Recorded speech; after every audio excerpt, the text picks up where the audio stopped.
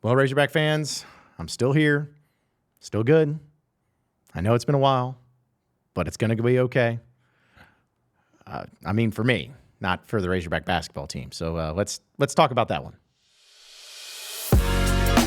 You are Locked On Razorbacks, your daily podcast on the Arkansas Razorbacks, part of the Locked On Podcast Network, your team every day.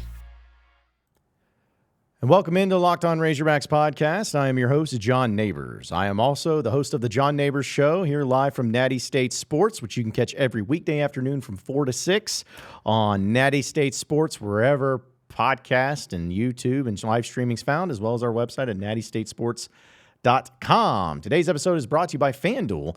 Make every moment more. Right now, new customers get 150 bonus bets back, guaranteed. When you place a $5 bet, visit FanDuel.com/lockedon to get started. Hope everybody's having a wonderful Tuesday or Monday, depending on when you're listening to this and watching this. And as I know a lot of you have been wondering about and what's been going on, yes, I am still here. I am still doing my podcast here from the Natty State Sports Studios in Fayetteville. And I apologize about the lack of content from Locked On Razorbacks. It's just been a very busy time. Weather's been a factor, kind of moving back and forth from Fayetteville to Little Rock and just the craziness that's been going. So hopefully here on out, there shouldn't be any problems. That's the hope. But, I appreciate everyone's patience and bearing with me and everything. I feel bad. I feel awful. I hate that it's gotten to this point, but hopefully it's done with, and hopefully we can just be back and better than ever and making it all work here on the Locked On Razorbacks podcast. But folks, there's a lot of things to get to, and I'll give everybody an update on that later into the show. But last time we spoke, the Razorback basketball team was in bad shape, and it didn't really look good for any intents and purposes. Everything looked just kind of sour, kind of lame, kind of dull, whatever you want to say. It's just not been a fun time, and it really didn't get any more fun this past weekend. Now, I will admit that Arkansas actually did get at least a victory over the Texas A&M team in very thrilling fashion, if you want to call it that, because they did take care of business in a buzzer beater with Tremont Mark hitting it. Should never have been in that case. Should have never even gotten to that point. But it happened. It was there. And Arkansas took care of business and won. And you were thinking, and I'm throwing myself into this mix, you were thinking that, okay, after a game like that, maybe that's what the team needed for confidence. Maybe that's what the team needed to try to put everything forth and make it all work and get back on the right track for all the right reasons.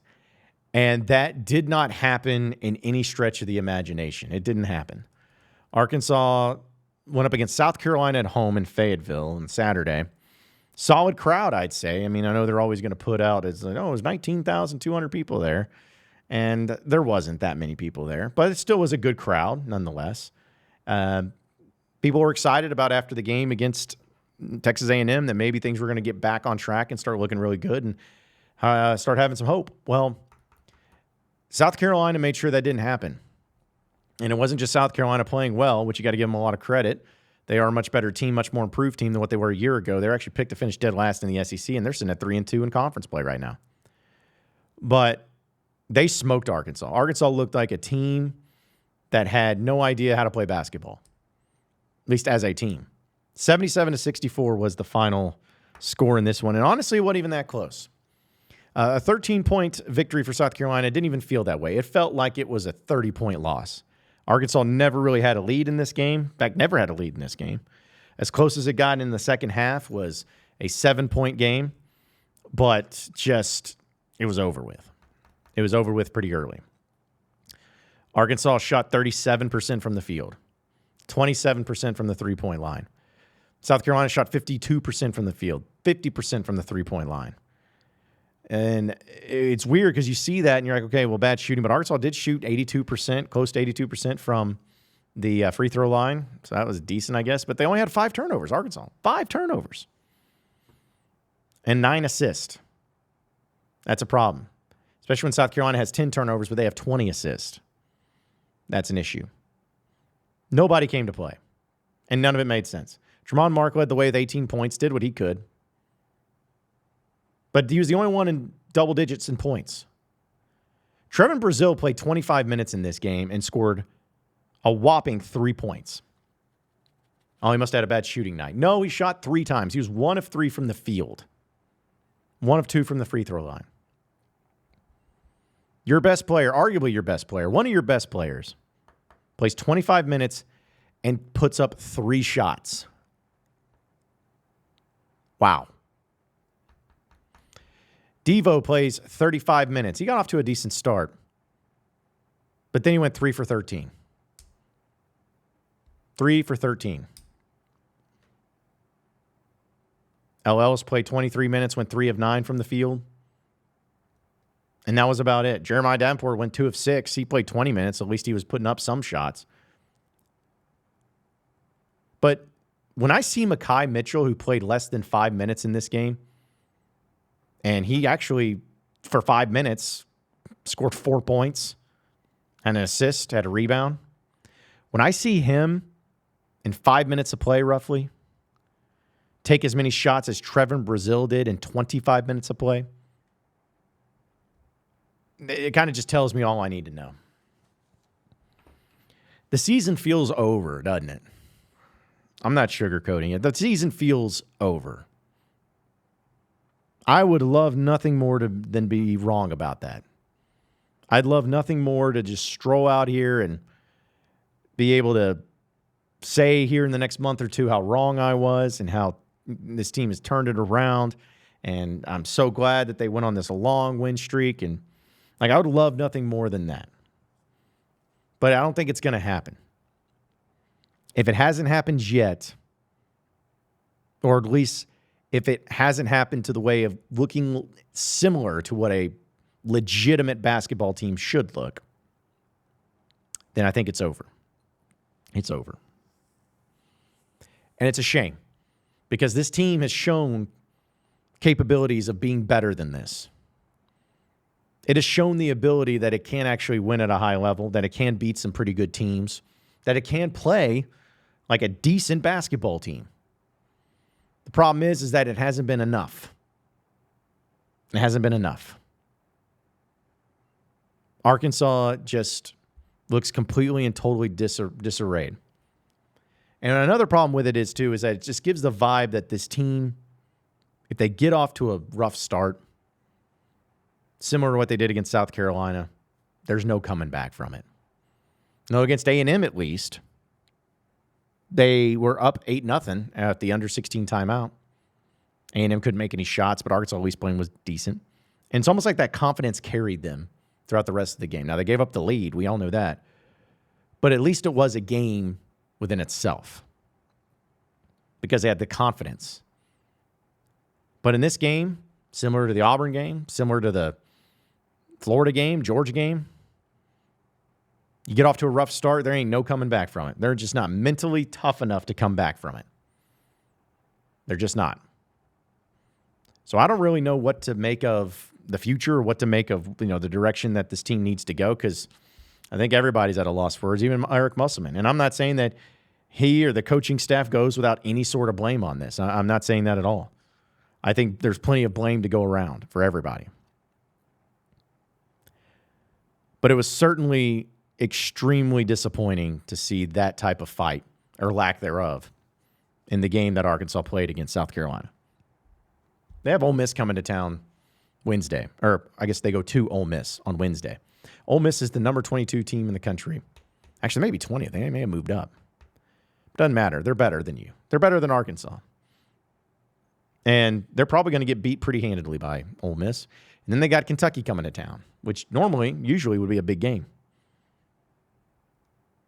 But until I see better effort and until I see better play, season's over for me. No NCAA tournament. May not even be any NIT, but even if there was, I don't know if they'd take it. I'll be glad to be wrong if it happens, but folks, I don't feel like I'm going to be wrong about this because most of you feel the same way. There are some interesting things that's going on for the Kentucky game, which is kind of a bad deal soon too. But before we get to that, though, I got to tell you, the NFL regular season wrapped up We know you're in postseason play when it comes to the NFL, but there's still time to get in on the action with FanDuel, America's #1 sports book, because right now new customers get $150 in bonus bets guaranteed when you place a $5 bet. That's $150 in bonus bets, win or lose. The app is so easy to use, and there's so many different ways to bet, like live same-game parlays, find bets in the new Explore tab, as well as making a parlay at the Parlay Hub. And it's the best way and easiest way and most popular way to find all the different parlays and so much more. So visit FanDuel.com/lockedon to make your first bet an easy layup. It's FanDuel, the official partner of the NFL. You are Locked On Razorbacks, your daily podcast on the Arkansas Razorbacks, part of the Locked On Podcast Network, your team every day. All right, so moving on into the next segment of the Locked On Razorbacks podcast. Folks, this was some news that was announced, and almost untimely, announced right before the Arkansas-South Carolina game on Saturday, that college basketball game day, which is the college basketball version of the college game. You know what I'm talking about. They're going to be coming to Bud Walton Arena for the first time ever against Kentucky on Saturday. Great. Great. It's like, I feel bad for the whole situation. Well, I shouldn't say I feel bad. I feel frustrated by this because it's like the one time that you get something like this where I know people would be excited about it, and it's in a season when people have been at their lowest, people are the most frustrated, people are the most pissed off. The team's not very good. Like, all of these things playing a factor into this. All of these things.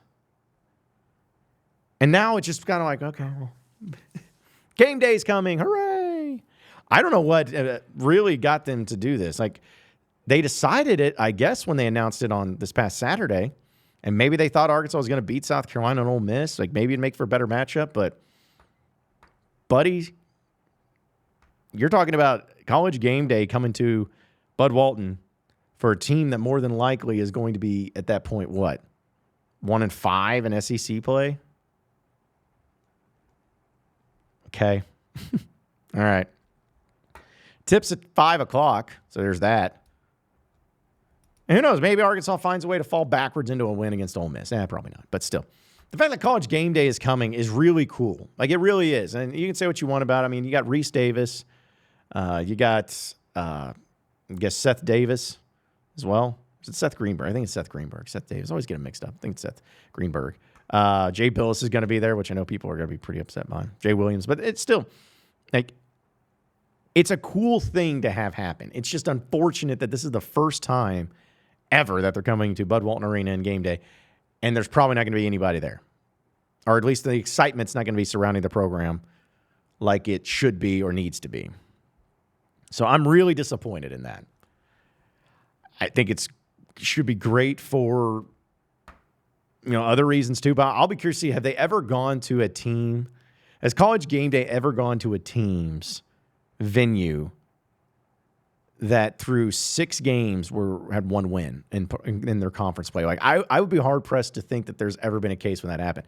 Not to mention the fact that Arkansas will be 10-9, assuming they lose to Ole Miss. So you're talking about a team that's barely over 500 getting college game day to come to the Bud Walton Arena.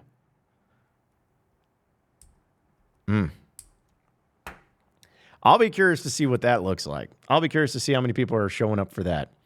Are the students all there? Are they all excited? I'm sure the student body will do a good job of it. At least being there and having some excitement. I think they still do the half-court shot and everything. Like, there'll still be some elements to that. But besides that, I mean, where really is the excitement level for you, for anybody?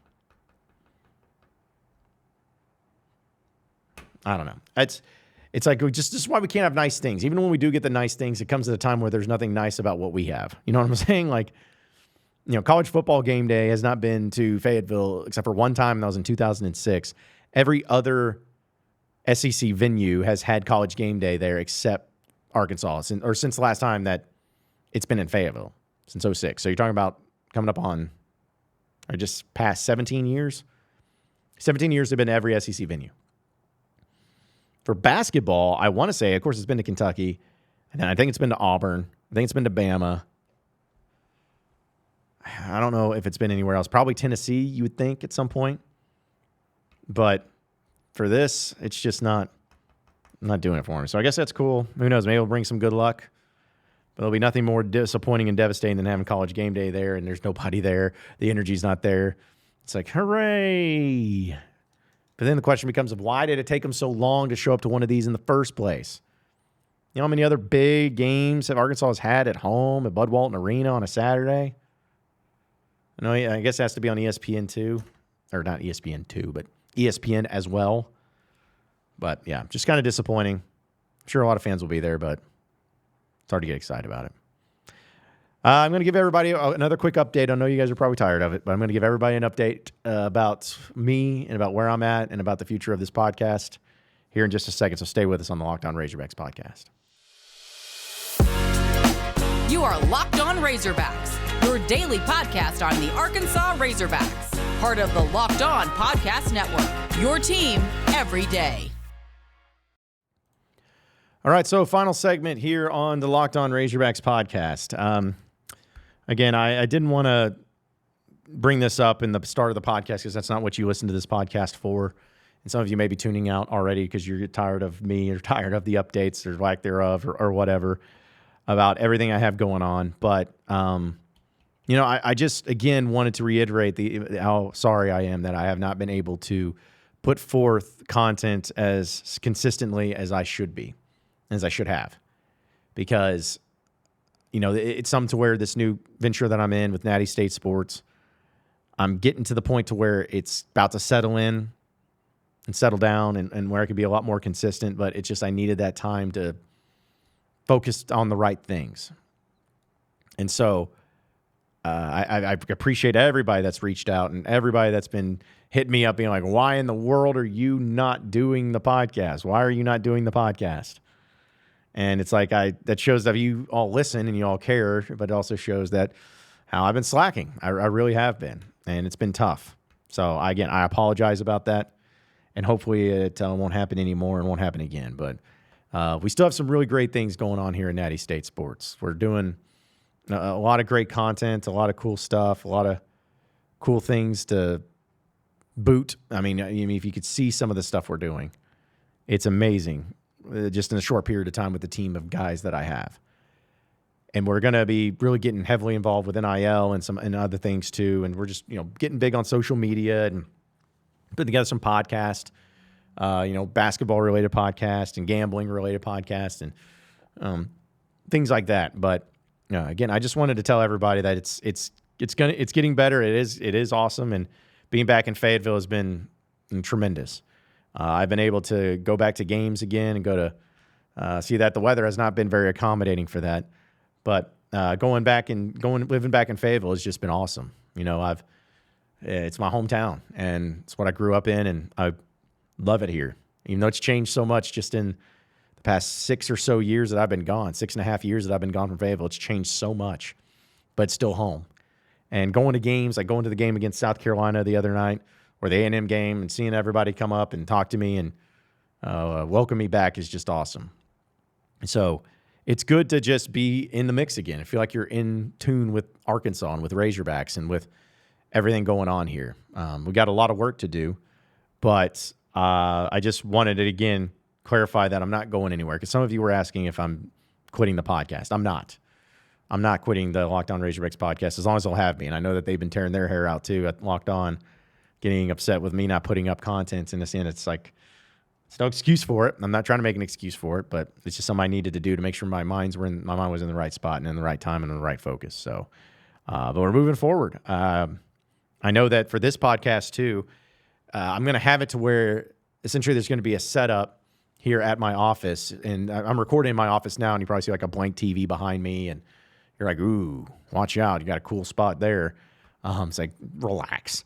I'm going to have a new setup here, and we'll start building it and do the backdrop and all of that. But it's going to be coming out consistently once again, where I'm going to be recording it at night and then posting it the next morning, so all of you can be back on the train there for Locked On.